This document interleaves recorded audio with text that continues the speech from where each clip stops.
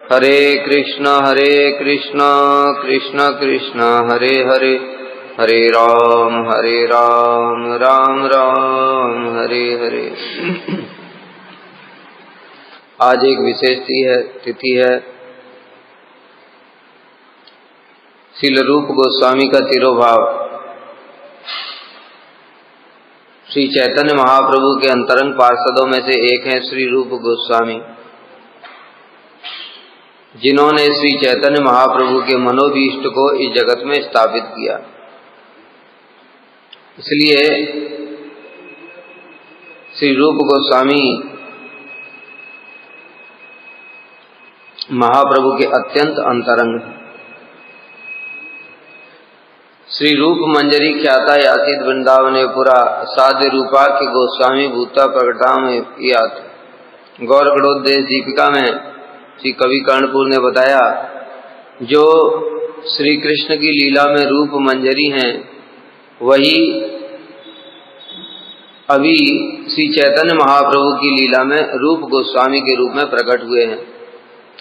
और रूप मंजरी कौन है? राधा रानी की अनुगत जो सखियां हैं, उसमें भी है प्रधान ललिता सखी। उन ललिता सखी के अनुगत्य में श्री रूप मंजरी प्रधान मंजरी हैं। सखियां पद में श्रेष्ठ होती हैं, क्योंकि जो सखियां हैं वो राधा जी के ही प्रकाश है। जो अष्ट सखियां हैं, ललिता विशाखा इत्यादि, वो राधा जी के ही प्रकाश हैं। उनके अपने अपने एक एक भाव हैं, वही राधा जी के प्रकाश हैं। और मंजरियां उनके अनुगत्य में सेवा करती हैं, किंतु सौभाग्य की दृष्टि से मंजरियों का सौभाग्य अधिक होता है। पद की दृष्टि से सखियां श्रेष्ठ हैं, सौभाग्य की दृष्टि से मंजरियां, उनका सौभाग्य अधिक होता है। कारण क्या है कि जो मंजरियां हैं वो सखियों के अनुगत्य में सेवा करती हैं, तो जिसके अनुगत्य में हम सेवा करते हैं वो श्रेष्ठ है, इसलिए पद की दृष्टि से तो वो श्रेष्ठ है। किंतु सौभाग्य का मतलब क्या है कि जिन जिन स्थानों पर सखियां भी राधा कृष्ण की सेवा नहीं कर सकती, उन स्थानों पर भी मंजरियों को सेवा का सौभाग्य प्राप्त होता है। हमारी जो भक्ति है, जिस भक्ति की हम लोग बात करते हैं, जगत की भक्ति को छोड़ दो, हम लोग जो भक्ति कर रहे हैं उस भक्ति में सेवा ही प्रधान है। इसलिए जो जितनी अधिक मतलब क्या? गुरु वैष्णवों के मनोभीष्ट को जानकर। अधिक का मतलब नहीं मजदूरों की तरह लगे हुए सुबह से रात तक, कर्मी की तरह लग करके नहीं रहना है। गुरु वैष्णवों का मनोभीष्ट क्या है, इसको जान करके जो सेवा करते हैं प्रीति पूर्वक, उसकी सेवा उतनी श्रेष्ठ है। इसलिए जो मंजरियां होती हैं, बताया, वो परम सौभाग्यशाली हैं, क्योंकि जिन स्थानों पर सखियों को भी सेवा का सुयोग प्राप्त नहीं होता, उन स्थानों पर मंजरियां सेवा करती हैं। इसलिए उन मंजरियों में भी जो प्रधान मंजरी हैं वो रूप मंजरी हैं। तत्त भाव इच्छामयी, राधा जी के भावों को जानने वाली हैं। तत्त भाव, जैसा जैसा राधा जी का भाव होता है उसी उसी भाव उनके अंदर भी होता है। इसलिए वो राधा जी की सेवा करने में सब प्रकार से समर्थ, सब प्रकार से राधा जी की मनोभीष्ट को जान करके सेवा करती हैं। इसलिए रूप मंजरी का विशेष महत्व है। और हमारे गौड़ीय संप्रदाय में तो अभी जैसे कि बताया कि हमारे गुरु जी कहते थे, हम लोगों का मनोभीष्ट क्या है? रूपानुग बनना। रूपानुग बनना का मतलब रूपानुग जो आचार्य हैं उनकी चरण धूलि बनना ही हमारे जीवन का मनोभीष्ट। ये रूपानुग फिर क्या है, इसको समझना पड़ेगा। कल थोड़ा भक्ति के विभाग बताए थे हमने, भक्ति के विभाग बताए थे। उस भक्ति के विभागों में बताया था साधन भक्ति दो प्रकार की, वैधि भक्ति और रागानुगा भक्ति। जो रागानुगा भक्ति है वो ब्रजवासियों के भावों के अनुसार किसी एक भाव का अनुसरण करके जो भक्ति की जाती है उसको रागानुगा भक्ति कहते हैं। ब्रजवासियों के भाव क्या हैं? उनको कहते हैं रागात्मिक। इष्टे स्वारस की राग परमाविष्टता भवेत तन्मय्या भवेत भक्ति सात्र रागात्मिको देता। इष्ट के प्रति स्वाभाविक राग और उस राग के कारण मन कृष्ण में परम आविष्ट रहता है, इसी को रागात्मिक भक्ति कहते हैं।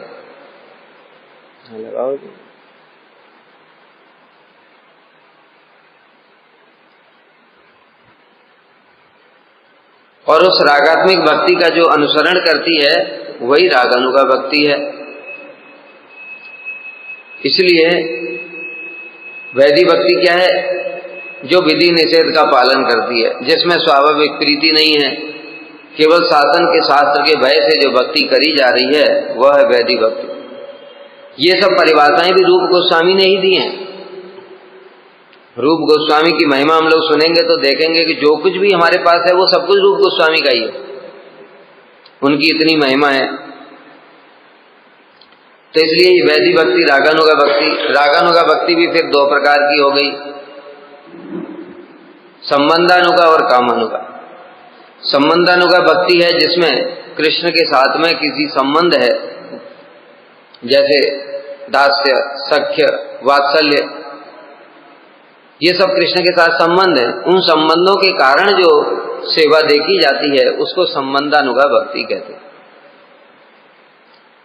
और कामानुगा भक्ति क्या है? जिसमें कृष्ण के साथ कोई संबंध नहीं है, लेकिन प्रेम की अधिकता के कारण जो सेवा देखी जाती है वही कामानुगा भक्ति है। जैसे कि गोपियों का कृष्ण के साथ संबंध नहीं है, जागतिक संबंध, वो उनकी पत्नियां नहीं है, विवाहित पत्नियां नहीं है, लेकिन प्रेम की अधिकता के कारण उनकी सेवा देखी जाती है।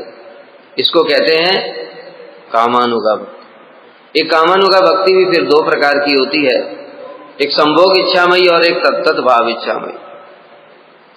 संभोग इच्छामयी में कृष्ण के साथ में मिलन की कामना रहती है, सेवा तो रहती है, किंतु अपनी स्वसुख वासना लेस मात्र भी नहीं है। ऐसा नहीं सोचना कि कृष्ण के साथ मिलन की इच्छा है तो अपने सुख की कामना है, नहीं।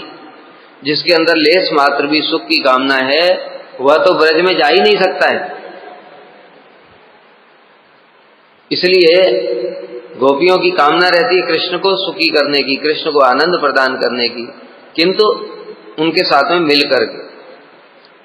और दूसरी होती है तत्त भाव इच्छामयी, ये होती मंजरियां। ये जो मंजरियां हैं इनका भाव ये होता है कि हम राधा कृष्ण की सेवा करें और सेवा करके उनको सुख प्रदान करें, किंतु स्वतंत्र रूप में कृष्ण के साथ में मिलने की उनकी अपनी कोई इच्छा नहीं होती। यही मंजरियां। इसलिए उनका भाव होता है राधा जी ही हमारी स्वामिनी है, कृष्ण के साथ में हमारा डायरेक्ट संबंध भी नहीं है। मदीशा नाथत्वे ब्रज विपिन चंद्रम ब्रज बन्नेश्वरी मन नाथत्वे।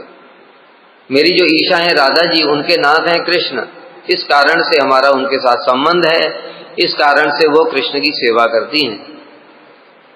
और ब्रजबनेश्वरी मन नाथत्वे, मेरी नाथ हैं ब्रजबनेश्वरी, अर्थात राधा जी हमारी नाथ हैं। इस प्रकार से जो भावना होती है ये मंजरी भाव है।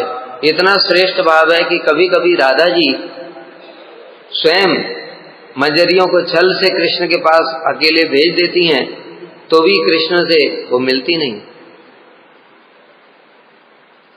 वो उनको हाथ पैर जोड़ करके चली आती हैं कि हमारा आपके साथ मिलने की कोई इच्छा नहीं है, हम केवल अपनी स्वामिनी की सेवा करना चाहती। तो इस प्रकार से मंजरियों का जो भाव है, स्थायी भाव, वो राधा जी के प्रति होता है। तो उन्हीं मंजरियों में प्रधान है श्री रूप मंजरी। इसलिए जो श्री चैतन्य महाप्रभु इस जगत में आए, राधा जी की महिमा को विशेष रूप से प्रकाशित करने के लिए आए। कृष्ण लीला में तो महाप्रभु कृष्ण लीला में तो गोपियों की महिमा प्रकाशित नहीं कर पाए कृष्ण, और उनके सामने हाथ जोड़ करके बस बोल दिया, न पारे हम निर्बद्ध संयुजाम, हे गोपियों मैं तुम्हारे ऋण से कभी मुक्त नहीं हो सकता। किंतु कृष्ण के मन में सदैव इच्छा रहती है मैं गोपियों की महिमा को कैसे प्रकाशित करूं, ये मेरी सर्वोत्तम भक्त है। और उनमें भी श्रीमती राधा जी सर्वश्रेष्ठ हैं। इसलिए राधा जी की महिमा को मैं कैसे प्रकाशित करूं? तो कृष्ण जब श्री चैतन्य महाप्रभु के रूप में जगत में आए तो फिर उन्होंने एक तो अपना कार्य, उनका अपना कार्य क्या है?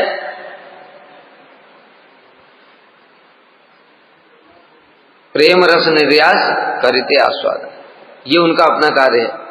अर्थात प्रेम रस जो राधा जी के भाव हैं, महाभाव, उन भावों का तो वो आस्वादन करना चाहते हैं। राग मार्ग भक्ति लोके करते प्रचार, किंतु दूसरों को क्या देना चाहते हैं? वो राग मार्ग भक्ति, ये राग मार्ग भक्ति में भी वो विशेष रूप से मंजरी भाव देना चाहते हैं।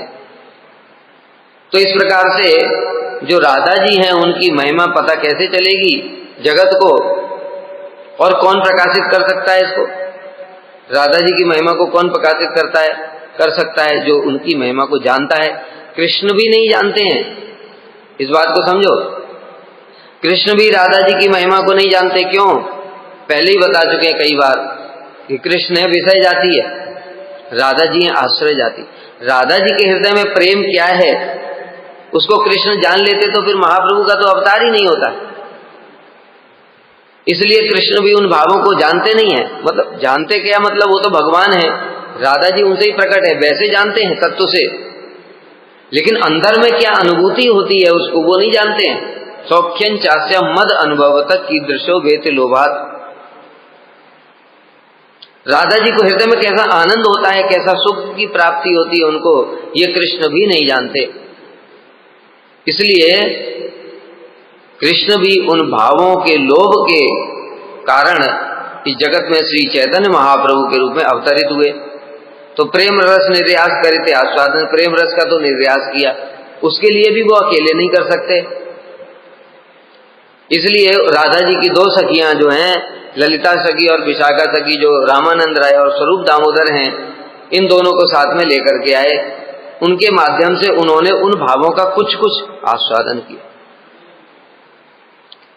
लेकिन जो दूसरा है, राधा जी के भावों को जगत में प्रचार भी करना है, कैसे उनके उन्नत भाव है, इसको कौन प्रचार कर सकता है?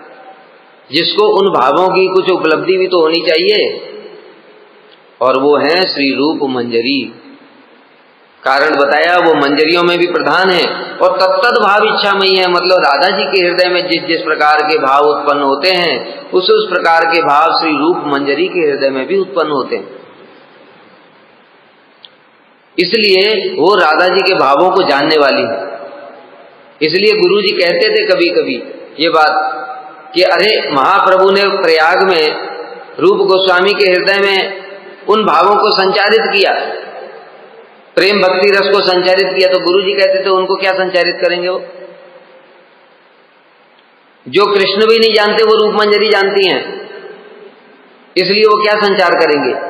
किंतु ये जागतिक लोक दृष्टि से कि गुरु की कृपा के बिना भक्ति नहीं हो सकती, और महाप्रभु जगत में गुरु हैं, वो जगत गुरु हैं। उन्होंने सारे पार्षदों के हृदय में कुछ कुछ संचार किया और संचार करके जगत में प्रचार किया उसका। इसलिए केवल वो लीला मात्र के लिए ही ये लीला है, किंतु वास्तव में रूप गोस्वामी के वो अपने भाव हैं जो कृष्ण भी नहीं जानते। इसलिए उनके हृदय में कुछ संचार करने की आवश्यकता नहीं है। देखो, इससे समझ में आता है कि हमारे गुरु जी का रूप गोस्वामी के प्रति कैसा भाव है, क्योंकि वो भी उसी भाव के बताए ना। एक ममता होती, ममता जो जिस पक्ष का है उसकी उसी के प्रति ममता होती है। जो मंजरियां हैं उनकी स्वाभाविक रूप से राधा जी के ही प्रति ममता ज्यादा होगी, कृष्ण के प्रति होगी, लेकिन प्रधान राधा जी के प्रति ज्यादा होगी। और जो दूसरी मंजरियां हैं जिनके अनुगत्य में वो सेवा करती, उनके प्रति ज्यादा होगी। तो इसलिए हमारे जो गुरु जी हैं वो रूप मंजरी के अनुगत्य में वहां पर सेवा करते हैं, इसलिए उनकी ममता रूप मंजरी के प्रति अधिक है। और इसी कारण से वो जो बोल रहे हैं, ये बोलना कोई साधारण बात नहीं है। कोई साधारण व्यक्ति की इतनी सामर्थ्य नहीं इस प्रकार की बातें बोलते कि अरे महाप्रभु क्या संचार करेंगे रूप गोस्वामी के हृदय। ये बोलना साधारण बात नहीं है। कौन बोल सकता है? जिसका उतना अधिकार होना चाहिए, जिसका रूप गोस्वामी के साथ, रूप मंजरी के साथ संबंध होना चाहिए, वही ऐसी बातें बोल सकते। और हमारे गुरु जी का है। इसलिए जब वो भाव में आविष्ट हो जाते हैं तो इस प्रकार की बातें अपने आप निकल जाती हैं। कई बार गुरु जी ने इस प्रकार की बातें बोल दी। हम कृष्ण से भी नहीं डरते, वो तो राधा जी की सखियों के चरणों में गिड़गिड़ाते हैं। मतलब क्या, हमारे चरणों में गिड़गिड़ाते हैं, वो हम कृष्ण से क्यों डरेंगे? ये बातें ऐसी बोलना कोई साधारण बात नहीं है। हम बद्ध जीव हैं, हमको ये बातें समझ नहीं आती, लेकिन थोड़ा बहुत गुरु जी की कृपा होगी तब ये बात समझ में आएगी कि उन्होंने कितनी ऊंची बात बोल दी। ब्रह्मा शिव भी ऐसे बोल सकते हैं क्या? इसलिए ये मंजरियां कोई साधारण नहीं है। तो राधा जी के प्रति उनकी ममता की प्रधानता है, इसी कारण से उनकी इतनी महिमा है, और वही राधा जी की महिमा को जगत में प्रकाशित करने की योग्य अधिकारी भी हैं। इसलिए श्री चैतन्य महाप्रभु ने जागतिक दृष्टिकोण से प्रयाग में श्री रूप गोस्वामी के ऊपर में कृपा की और उनको भक्ति रस का बिंदु चखाया, और उस भक्ति रस के बिंदु से ही श्री रूप गोस्वामी ने सिंधु बना दिया। क्या अद्भुत महिमा है रूप गोस्वामी की। हम तो उस महिमा को समझने में भी समर्थ नहीं अभी। क्यों? समझ में कब आएगी? जब बताया, जब अनर्थ थोड़े दूर होंगे तब वो बात समझ में आएगी। अनर्थग्रस्त साधक को ये बात ही समझ नहीं आएगी। मतलब सोचो उनकी महिमा क्या है कि हमारी बुद्धि इतना भजन हम करने के बाद उनकी महिमा को समझने में भी लेस मात्र भी समर्थ नहीं। इतनी ऊंची महिमा श्री रूप गोस्वामी ने इसलिए जो जगत में दिया वो अद्वितीय है। उन्होंने जो राधा जी की महिमा को जैसे प्रकाशित किया है, भक्ति रसामृत सिंधु जो ग्रंथ उन्होंने लिखा वो भक्ति रस का वेद है। वेद का मतलब क्या होता है? जैसे वेदों में सारी परिभाषाएं हैं, जितने भी पुराण हैं, उपनिषद हैं, और जो भी सब कुछ, जितने भी हमारे आचार्यों ने, गोस्वामियों ने जो भी ग्रंथ लिखे, उन सबके वेद ही मूल हैं। जो वेदों को त्याग कर देगा वो कभी भी मान्य नहीं है। इसलिए वेद ही मुख्य हैं। उसी प्रकार से भक्ति रस भी है। वेदों में तो भक्ति रस का वर्णन नहीं है, केवल थोड़ा थोड़ा कहीं कहीं रसो वैसा इत्यादि बोल दिया है केवल कि कृष्ण रसिक शेखर हैं, रस के सागर हैं, सब कुछ हैं, किंतु कैसे है ये कुछ नहीं बताया। उन सब बातों को श्री रूप गोस्वामी ने भक्ति रसामृत सिंधु में वर्णन किया, और न सिर्फ वर्णन किया है, उनकी सबकी परिभाषाएं लिखी हैं। अगर श्री रूप गोस्वामी नहीं आते तो हमको पता ही नहीं चलता कि कौन सी चीज क्या है, भक्ति क्या है। भक्ति क्या है किसी को पता ही नहीं, भक्ति क्या है, उसकी परिभाषा क्या होती है। श्रीमद् भागवत में बताया, सवई पुंसाम परो धर्मो यतो भक्ति रदोक्षजे अहेतु की अप्रतिहता ये आत्मा सुप्रसिद्धति। अहेतु की होनी चाहिए, मतलब कोई हेतु नहीं होना चाहिए। लेकिन जैसे देखा जाएगा कि पांडवों का तो हेतु है, अभी तो वहां जाकर के फंस जाएगा साधक, तो पांडवों को भक्ति ही नहीं मानेगा।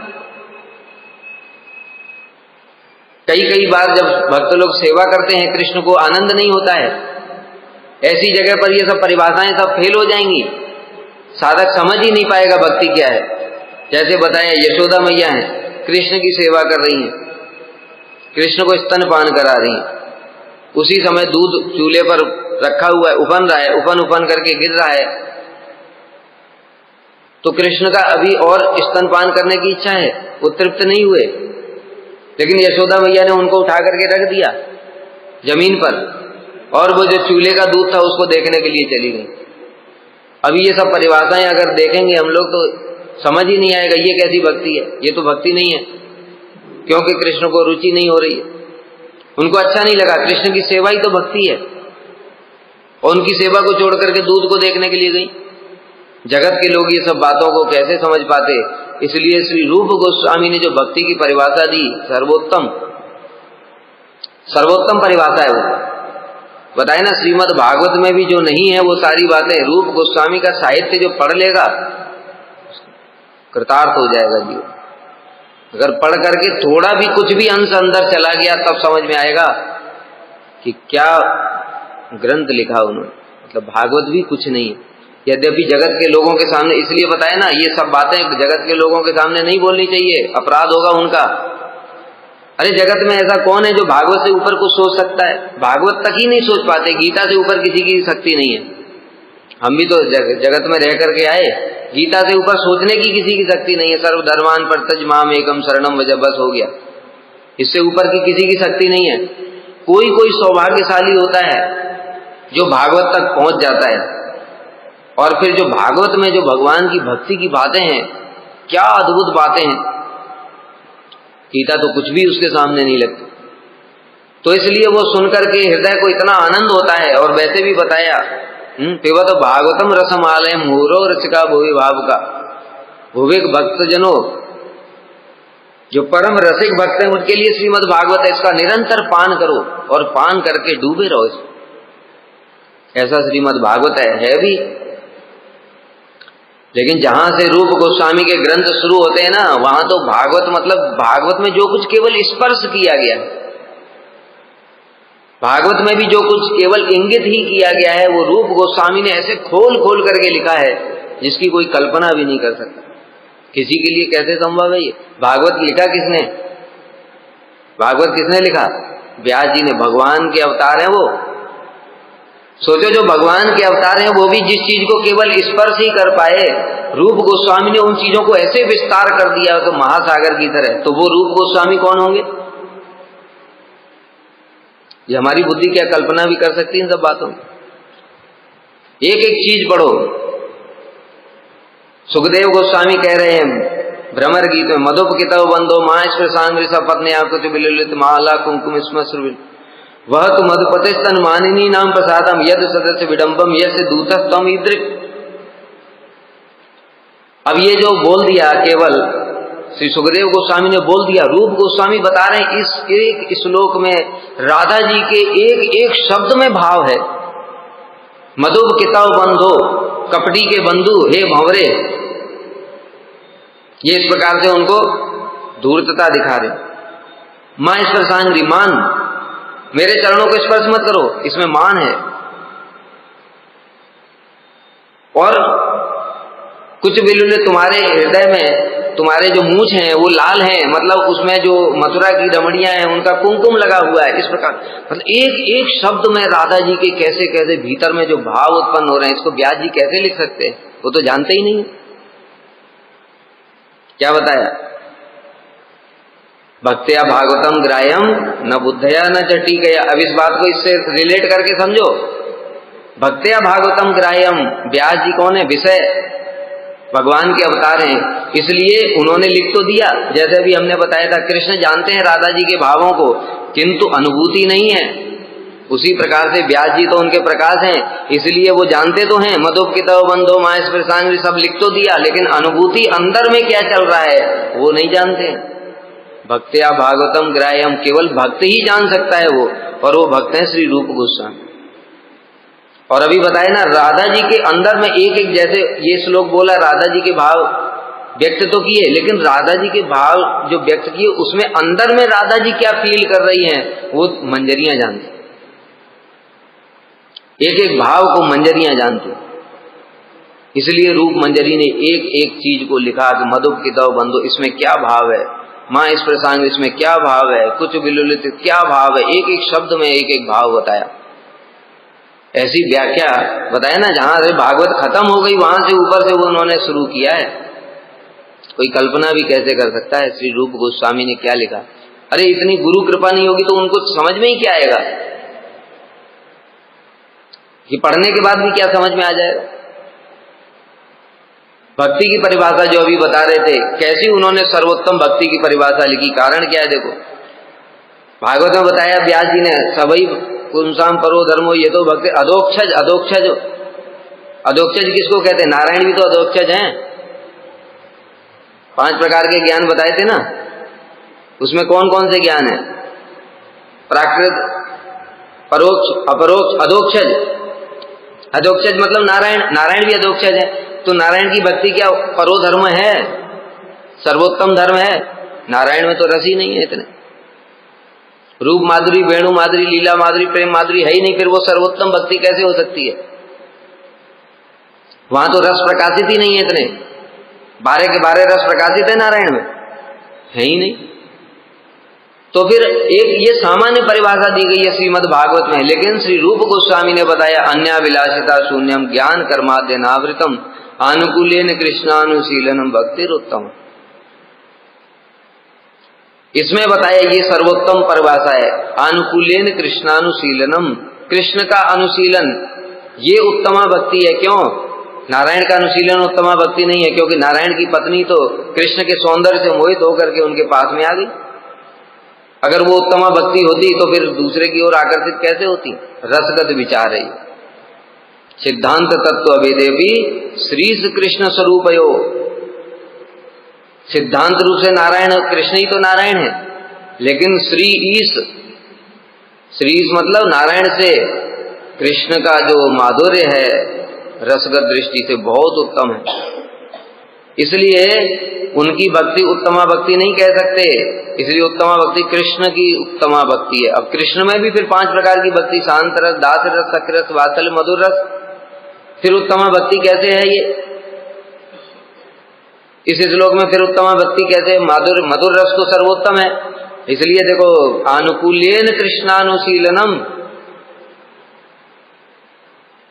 श्लोक को देखो कैसे गागर में सागर की भांति एक जरा से श्लोक में क्या क्या भर दिया श्री रूप गोस्वामी।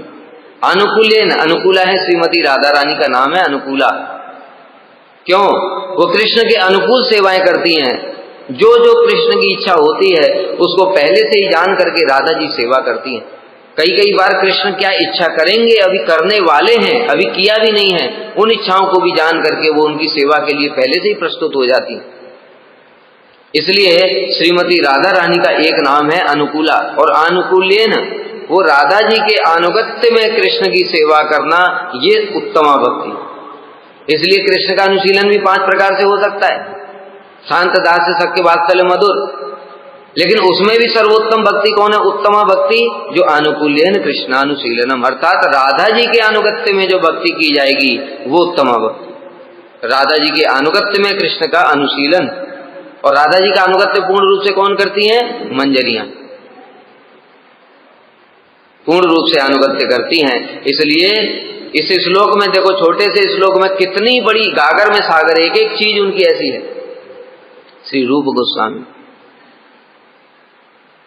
प्रत्येक जो उन्होंने एक एक चीज जो लिखी है ना, अब जैसे बताया कि वेद है, भक्ति रसामृत सिंधु, साधन भक्ति क्या है पता ही नहीं है। कृति साध्या भवे साध्य भावा स साधना भवत विदा नित्य सिद्ध से भावम प्राकट्यम हृदय साध्यता।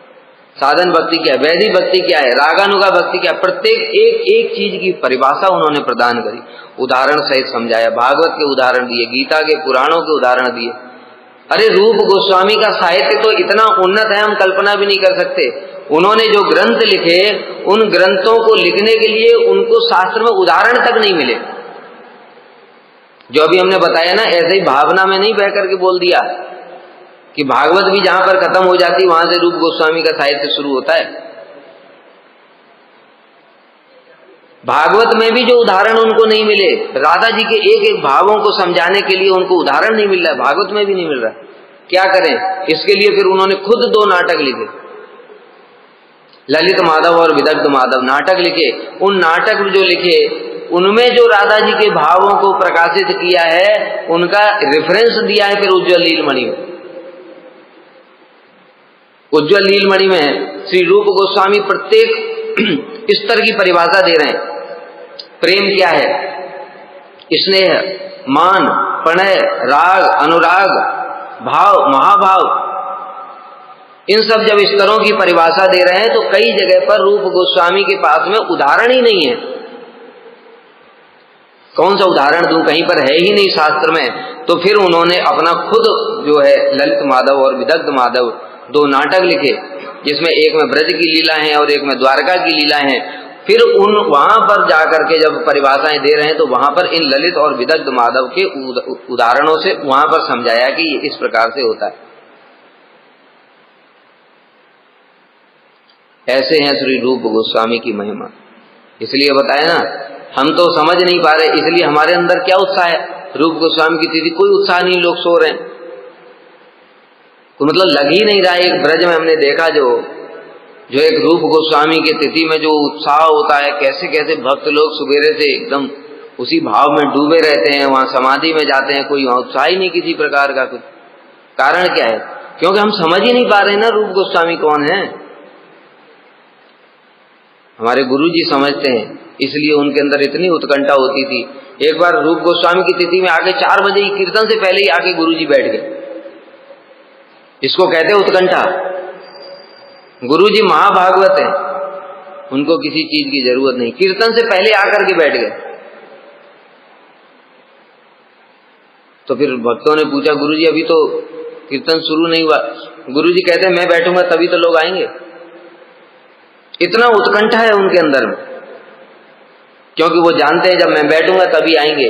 और फिर आकर के सब भक्त लोग आए, ब्रह्मचारी कीर्तन शुरू किया। तो कहने का मतलब क्या है? ये रूप गोस्वामी की महिमा अभी हम कुछ भी मतलब समझना तो दूर की बात है, अभी हमारा जो चित्त है वो उसको स्पर्श भी नहीं कर पा रहा। अगर थोड़ा स्पर्श भी हुआ, जैसे कहते हैं आग है, अग्नि है ना, अगर आग के पास थोड़ा सा भी अगर पास गए, ऊपर हाथ रखा तो थोड़ा आग में घुसाया नहीं, थोड़ा दूर से ही अगर ले गए, तो जब हम लोग आरती लेते हैं ना तब भी ताप प्रतीत होता है कि नहीं? ताप लगता है कि नहीं? हाँ लगता है। हाँ आरती ले रहे, हाँ ताप, आरती ले लिया। अग्नि के पास गए तो उसका ताप प्रतीत होता है। मतलब स्पर्श भी अगर हुआ थोड़ा भी तो उसका प्रभाव दिखाई देता है, लेकिन हमारे अंदर प्रभाव भी नहीं दिखाई दे रहा। मतलब क्या? स्पर्श भी नहीं कर पा रहे अभी। तो इस जन्म में अगर गुरु जी से प्रार्थना करें कि उनकी महिमा को स्पर्श भी कर लें तो भी हमारा जीवन सार्थक हो जाएगा। रूप गोस्वामी इतनी बड़ी अथॉरिटी। नाम प्रभु की इतनी सारी महिमा जगत में प्रकाशित है, इतने शास्त्रों में, सभी शास्त्रों में, वेदे रामायणे च पुराणे भारते तथा आदावंते च मध्य च हरि सर्वत्र गीयते। वेद में, पुराण में, रामायण में, भागवत में, अंतिम श्लोक भागवत का नाम संकीर्तन ही है। सर्वत्र गीयते, भगवान के नाम की महिमा ही सर्वत्र गान की गई है। लेकिन जो नाम की महिमा है, जैसे क्या क्या महिमा बताई गई है कि जो पापी पूरे जीवन में इतने पाप नहीं कर सकता, एक नाम से वो पाप नष्ट हो जाता, ऐसी नाम की महिमा बताई। और भी कितनी कितनी महिमाएं बताई हैं, मतलब भरा पड़े शास्त्र में सब। हरिदास ठाकुर जी नामाचार्य, सोचो 3 लाख नाम प्रतिदिन करते थे, शुद्ध नाम वो भी। 1 लाख मानसिक, 1 लाख वाचिक, 1 लाख उपांशु, 3 लाख शुद्ध नाम करते थे। लेकिन रूप गोस्वामी ने जब गए थे वहां पर जगन्नाथपुरी में, और उन्होंने एक दिन एक श्लोक लिखा नाम की महिमा सूचक, तुंडे तांडवनी रतिम वितुनते तुंडावली लब्धे कर्ण क्रोड कडम्बिनी घटयते कर्णार्बुदेभ्य स्पृहाम चेतः प्रांगण संगिनी विजयते सर्वेन्द्रियाणाम कृति नो जाने जनता क्रियद्व्यमृति कृष्णेति वर्ण द्वयी। ये जब श्लोक सुना श्री हरिदास ठाकुर जी ने तो आनंद के मारे नृत्य करने लगे। देखो बताए, हरिदास ठाकुर जी नाम की महिमा जानते, नामाचार्य, महाप्रभु ने स्वयं उनको ये टाइटल दिया, किसी दूसरे व्यक्ति ने नहीं दिया। स्वयं कृष्ण जिनको नामाचार्य बोल रहे हैं, वो हरिदास ठाकुर जी कह रहे हैं कीर्तन करते हुए आनंद में, कह रहे आज तक मैंने ऐसी नाम की महिमा नहीं सुनी। देखो एक एक चीज देखो, रूप गोस्वामी जो कुछ लिख देते हैं वही सर्वोत्तम है, होना भी चाहिए, क्यों? वो तो सर्वोत्तम। राधा जी की प्रधान मंजरी है, इसलिए उनकी प्रत्येक बात ही सर्वोत्तम है। उनका भक्ति की परिभाषा सर्वोत्तम, उनका नाम की महिमा सर्वोत्तम। और बताया जो भक्ति रसामृत सिद्धू और उज्जवलीन मणि जो ग्रंथ है, वो तो मतलब परिभाषा से भी ऊपर के, सर्वोत्तम से शब्द से भी ऊपर है। ऐसी इस श्लोक में क्या महिमा है? इसमें इसलिए इतनी महिमा है इस श्लोक की, क्योंकि जगत में जो नाम की महिमा प्रचारित है वो नाम की कुछ भी महिमा नहीं है। हम जैसे बद्ध जीव जो हैं, जो माया में डूबे हुए हैं, जो नाम की अनुभूति कुछ कर ही नहीं सकते, उनके लिए ऐसी ऐसी बातें बताई हैं कि नाम से करोड़ों पाप नष्ट हो जाता। अच्छा, इतनी बड़ी चीज, लेकिन ये नाम की महिमा थोड़ी है। अरे नाम प्रभु स्वयं कृष्ण है, कृष्ण के लिए करोड़ों पाप को नष्ट करना कौन सी बड़ी बात है? ये कोई नाम की महिमा हुई? ये कृष्ण की कोई महिमा है? अगर कोई कहता है कृष्ण ये अनंत ब्रह्मांड के सभी पापियों का उद्धार कर सकते हैं, तो ये कृष्ण की क्या महिमा है? कृष्ण के लिए कौन सी बड़ी बात है? वो तो सर्वशक्तिमान है। सर्वशक्तिमान का मतलब ही क्या होता है? वो कुछ भी कर सकते हैं। तो एक पापी के एक पापों को नष्ट करना कृष्ण के लिए कौन सी बड़ी बात हो गई बताओ। इसलिए ये नाम की महिमा कुछ भी नहीं है। ये तो हमारे जैसे लोगों के लिए है जिनको नाम पर विश्वास ही नहीं है, तो वो सोचते हैं चलो हाँ ये ठीक, लेकिन वास्तव में नाम की क्या महिमा है, जहां पर कृष्ण भी वशीभूत हो जाते हैं, अपने भक्तों के पूर्ण रूप से वशीभूत हो जाते हैं कृष्ण, वो नाम की महिमा है। इसलिए कह रहे तुंडे तांडवनी रतिम वितोनते तुंडावली लब्धे। जब यह कृष्ण नाम जीवा पर उदित होता है तो इतना आनंद होता है, यानी कृष्ण नाम प्रभु स्वयं जीवा पर नृत्य करने लगते हैं। जब नाम प्रभु जीवा पर नृत्य करने लगते हैं तो इतना आनंद होता है, मन करता है करोड़ों करोड़ों जीवा हो जाए। और तुंडे तांडवनी रतिम वितनते तुंडावली कर्ण क्रोड़ कडम्बिनी घटयते कर्णार्बुदेभ्य स्पृहाम। जब ये हरि नाम कान में प्रवेश करता है इतना अधिक आनंद होता है कि मन करता है करोड़ों करोड़ों कान हो जाए। चेतः प्रांगण संगिनी विजयते सर्वेन्द्रियाणाम कृतिम।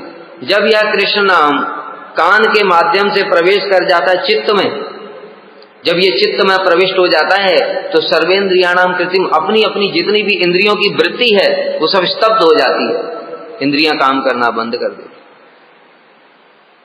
नो जाने जनता क्रियद्भि अमृति कृष्णे ते वर्ण दो। ये जो कृष्ण कृष्ण ये दो वर्ण हैं, इन दो वर्णों में कितना अमृत भरा हुआ है ये कौन जानता है।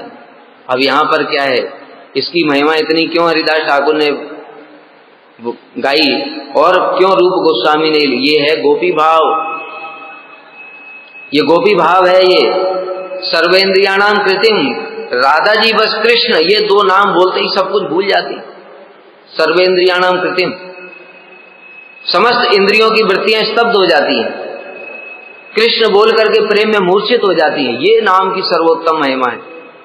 पाप नष्ट करना ही तो गौड़ है, इसमें क्या है।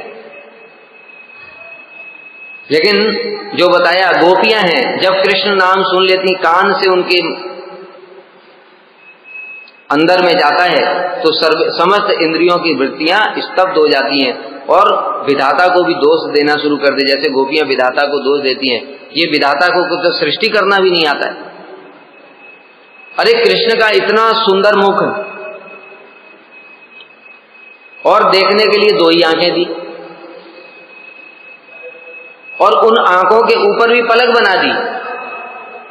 ये विधाता तो जड़ ही है, इसको सृष्टि करना भी नहीं आता। जड़ उदीच्य काम पश्चिमकृत दिशाम, ये विधाता जड़ है, इसको सृष्टि करना नहीं आता है, क्योंकि इसने कृष्ण के सौंदर्य को दर्शन करने के लिए केवल दो ही आंखें दी। अरे करोड़ों करोड़ों आंखें होनी चाहिए। उसी प्रकार से ये गोपी भाव है कि करोड़ों करोड़ों कान होते तो कानों में वो कृष्ण नाम जाता, करोड़ों करोड़ों जीवा होती तो उसे कृष्ण नाम का उच्चारण करते, क्योंकि केवल दो कृष्ण नाम से ही इस प्रकार की स्थिति हो जाती है। अगर करोड़ों होता तो क्या होता, कितना आनंद होता। तो मतलब क्या, श्री रूप गोस्वामी ने जो बताया कि उन्होंने हर एक चीज में उन्होंने अपने अपने भावों को ही भर रखा है, इसलिए ये गोपियों का भाव है ये। इसलिए नामाचार्य हरिदास ठाकुर ने जब ये सुना तो आनंद से नृत्य करने लगे और कहने लगे आज तक मैंने इतना सुंदर हरि नाम की महिमा कभी भी नहीं सुनी। ये सब श्री रूप गोस्वामी की महिमा है। अरे औरों की तो बात क्या, जो जब जगन्नाथ जी के रथ के आगे श्री चैतन्य महाप्रभु नृत्य कर रहे थे उस समय राधा जी के भावों में, उस समय महाप्रभु के प्रति क्षण जो भाव परिवर्तित हो रहे हैं, वो बताए ना भाव क्यों परिवर्तित हो रहे हैं। राधा जी के भाव है, एक एक क्षण में भाव परिवर्तित होता है राधा जी का। इतने प्रकार के भावों का महासागर है वो। उसी महासागर में तो कृष्ण तरंग में डूब जाते हैं तो उनको भी अपना भी सुध बुध भूल जाते हैं, पता ही नहीं लगता। इसलिए तो सबसे ज्यादा वशीभूत है राधा जी के। राधा जी के भाव रूपी तरंगों के महासागर में कृष्ण भी डूब जाते हैं और अपने आप की सुध बुध भूल जाते हैं। देखो वही तो चैतन्य महाप्रभु के रूप में आए, उन्होंने दो चार तरंगों को जरा अनुभव किया तो कैसी स्थिति हो गई उनकी, शरीर कछुए जैसा हो गया। राधा जी के भावों की महिमा तो देखो, कृष्ण का शरीर कछुए जैसा हो गया, वो पड़े हैं मूर्छित होकर के, गायें चाट रही है, उनको पता ही नहीं है, सुध बुध नहीं है।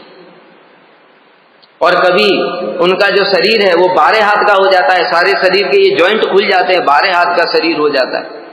ये क्या है? ये राधा जी के भावों की एक दो तरंग ही है जिसको महाप्रभु सहन नहीं कर पा रहे।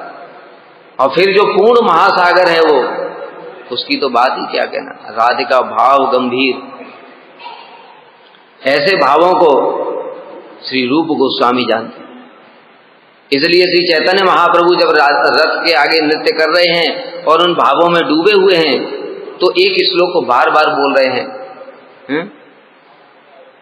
काव्य प्रकाश का श्लोक है, उसमें कह रहे हैं कि जो एक प्रेमिका अपने प्रियतम से कह रही है, हे प्रियतम आप भी वही हैं, मैं भी वही हूं, लेकिन और हम दोनों का मिलन का सुख भी है, किंतु वो आनंद नहीं हो रहा जब विवाह से पूर्व हम दोनों चुप चुप करके रेवा नदी के तट पर मिलते थे।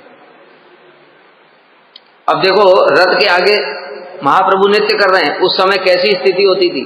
7 समूह हैं, महाप्रभु ने 7 समूह बनाए, 4 समूह रथ के आगे नृत्य कर रहे हैं, एक बाईं ओर, एक दाईं ओर, एक पीछे की ओर, और सब में 2-2 मृदंग बज रहे हैं।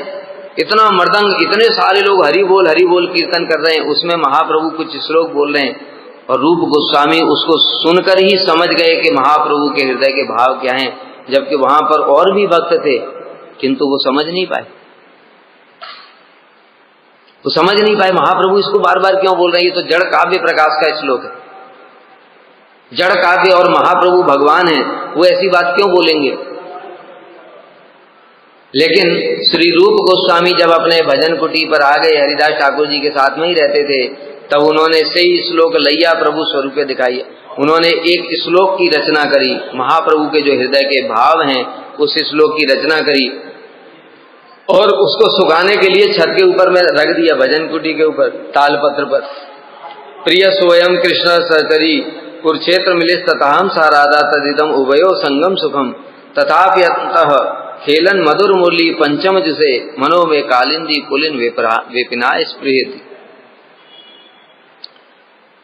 श्री चैतन्य महाप्रभु आए हरिदास ठाकुर जी को दर्शन देने के लिए, और उन्होंने देखा उनके जो कुटिया है उसके ऊपर में कुछ रखा हुआ है। उन्होंने उसको उठाया और पढ़ा। पढ़ते ही महाप्रभु आनंदित हो गए और उन्होंने स्वरूप दामोदर को बुलाया। स्वरूप दामोदर को बुला करके महाप्रभु कहते हैं, अरे स्वरूप देखो तो सही, सही श्लोक लैया प्रभु स्वरूपे दिखाईला, स्वरूपेर परीक्षा लागी तहारे पूछे। स्वरूप की परीक्षा ले रहे पूछ रहे हैं, मोर अंतर वार्ता रूप जानी लगे मने। स्वरूप कहे जानी कृपा कैरा आपने। स्वरूप गोस्वामी से पूछ रहे हैं, स्वरूप ये बताओ ये रूप ने मेरे मन की बात को कैसे जान लिया। तो स्वरूप दामोदर ने कहा, प्रभु निश्चित रूप से आपने इसके ऊपर कृपा की है, आपकी कृपा के बिना भला कौन जान सकता है। मतलब क्या है, इस श्लोक का मतलब क्या था, महाप्रभु किन भावों में हैं राधा जी के, कि जब कृष्ण के साथ में राधा जी का मिलन हो रहा है कुरुक्षेत्र में, उस समय राधा जी हृदय में भाव ऐसा उनके हो रहा है कि हे कृष्ण वही आप हैं, वही मैं राधा हूं। किंतु यहाँ पर वो मिलन का सुख नहीं है जो हमको ब्रज में होता था, कालिंदी तट पर, यमुना जी के तट पर, जब आप पंचम तान में मुरली बजाया करते थे, उस समय जो मिलन का सुख होता था। इस समय क्या है, यहाँ कुरुक्षेत्र में राजा हैं, द्वारकाधीश हैं वो, और वहाँ हाथी घोड़े राज वेश सब सेना उनकी सब कुछ है। ऐसे में मधुर रस का आस्वादन कैसे होगा भला। इसलिए राधा जी इस भाव में डूबी हुई हैं और उन्हीं भावों को श्री चैतन्य महाप्रभु रथ के आगे आस्वादन कर रहे हैं। इन भावों को श्री रूप गोस्वामी ने व्यक्त कर दिया, जबकि बाकी लोग तो समझ भी नहीं पा रहे। और इतना ही नहीं, श्री चैतन्य महाप्रभु की देखो उनके ऊपर क्या अद्भुत कृपा है। रूप गोस्वामी ने क्या क्या चीज प्रकाशित किया जो सबको मना कर दिया था महाप्रभु ने, कोई भी बोलेगा नहीं, किसी को बताना नहीं। स्वरूप दामोदर को, रामानंद राय को रसराज महाभाग रूप दिखाया, बोल दिया, मुंह बंद कर दिया, बताना नहीं। सार्वभौम भट्टाचार्य को षड्भुज रूप दिखाया, मुंह बंद कर दिया, बताना नहीं। जितने भक्त थे सबको दिखाते थे, मना कर देते थे, कोई बताएगा नहीं। लेकिन श्री रूप गोस्वामी ने जब विदग्ध माधव नाटक लिखा, स्वयं महाप्रभु कह रहे हैं, रूप दिखाओ जरा तुमने क्या लिखा है। और परीक्षा कौन ले रहे हैं, परीक्षा कौन ले रहे हैं, श्री रामानंद राय। जिनकी महिमा महाप्रभु ने, अभी तो समय नहीं है, महाप्रभु क्या उनकी महिमा गान करते हैं कि अरे मैं सन्यासी हूं, आमी तो सन्यासी, लेकिन मेरे अंदर भी प्रकृति का दर्शन तो छोड़ो, नाम सुनने मात्र से ही विकार उत्पन्न हो जाता है। लेकिन रामानंद राय वो तो ये देवदासियों को स्नान कराते हैं, उनको वस्त्र इत्यादि पहनाते हैं, श्रृंगार करते हैं, उनको सब कुछ करते हैं, फिर भी रामानंद राय के मन में लेस मात्र भी विकार उत्पन्न नहीं होता। एक रामानंद राय की महिमा भला कौन जान सकता है, साक्षात रस के स्वरूप हैं। ऐसे रामानंद राय स्वयं रूप गोस्वामी का नाटक के विषय में परीक्षा ले रहे हैं, बताओ तुमने क्या लिखा। और जैसे ही उन्होंने मंगलाचरण श्लोक ही पढ़ा, सारे भक्त हृदय में आनंदित हो गए। अनर्पित चरीम चिरात करुणयावतीर्ण कलौ समर्पयितुम उन्नत उज्ज्वल रसाम स्वभक्ति श्रियम हरि पुरट सुंदर दुति कदम संदीपिता सदा हृदय कंदरे स्फुरत वह सचिनंद। कितना सुंदर उन्होंने जो महाप्रभु की महिमा लिखी है। अनर्पित चरीम चिरात, चिरात माने लंबे समय से जो अनर्पित जगत को दिया नहीं गया था। करुण यावतीर्ण कलऊ, करुणावतार श्री सचिनंदन गौर हरि ने वही जगत में कलयुग में प्रदान किया।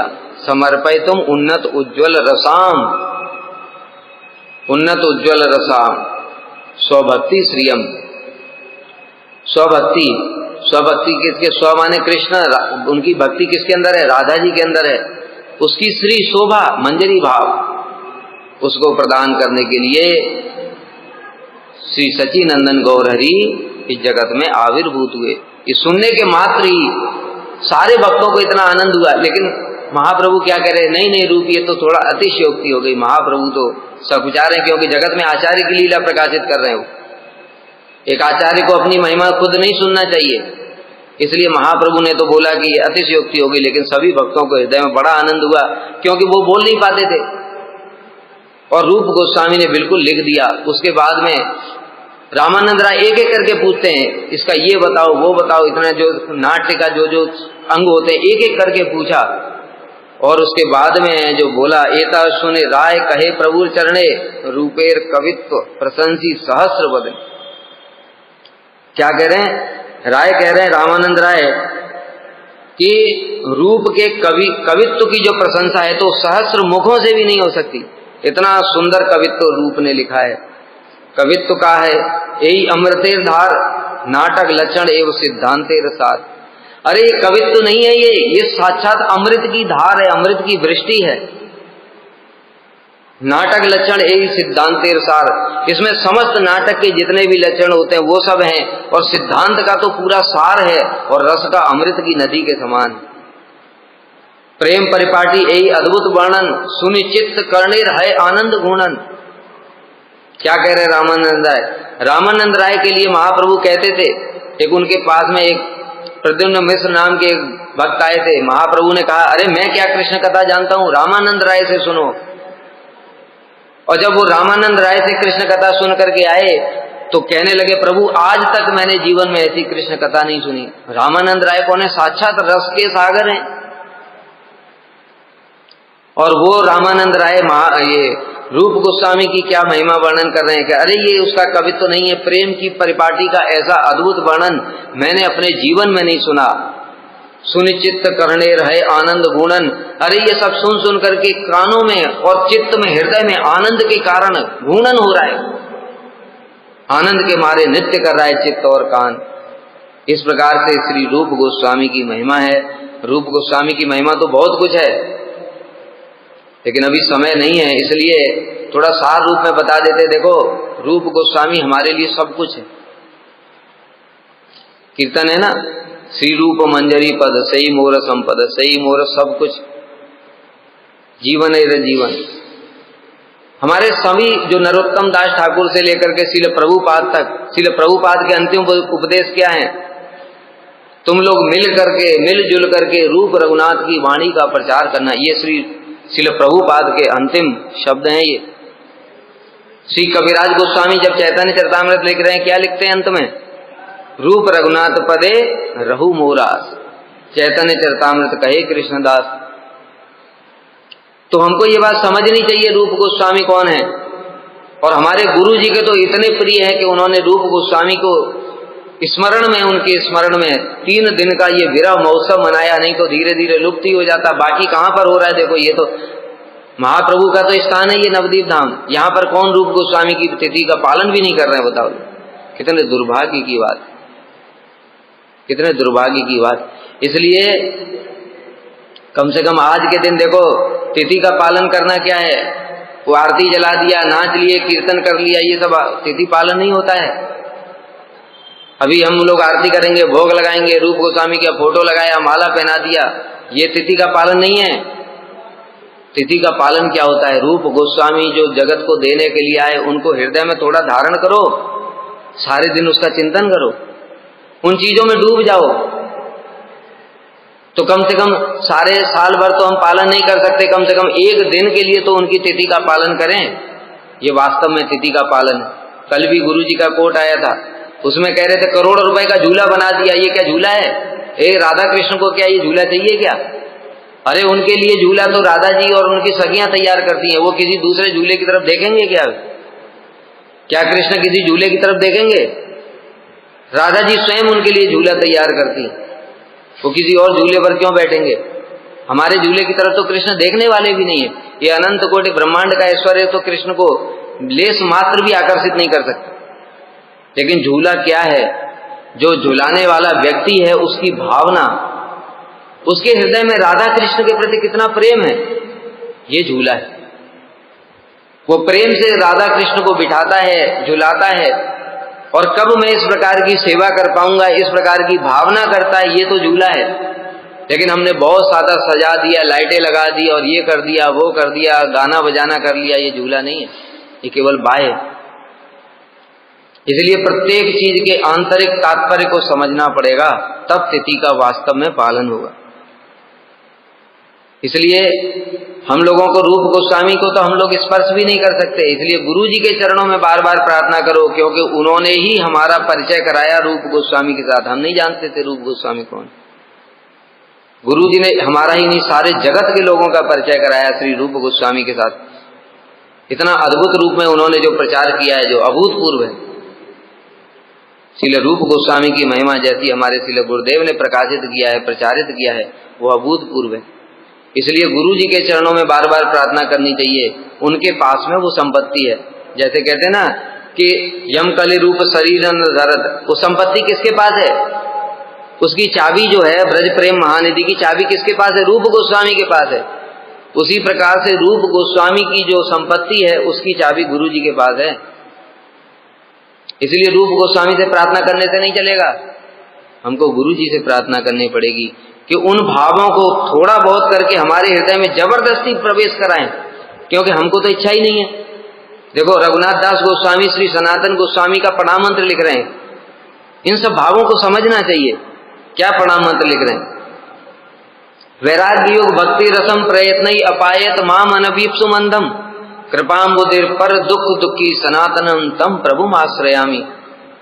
जो वैराग्य योग भक्ति रस था, वो मैं पान करना नहीं चाहता था। अब अनभिज्ञ, मैं तो उसके विषय में अंधा था। अंधा मतलब कुछ नहीं जानता था। ये भक्ति रस क्या है, कुछ भी नहीं जानता था। उसको पान करने की हमारी इच्छा ही नहीं थी।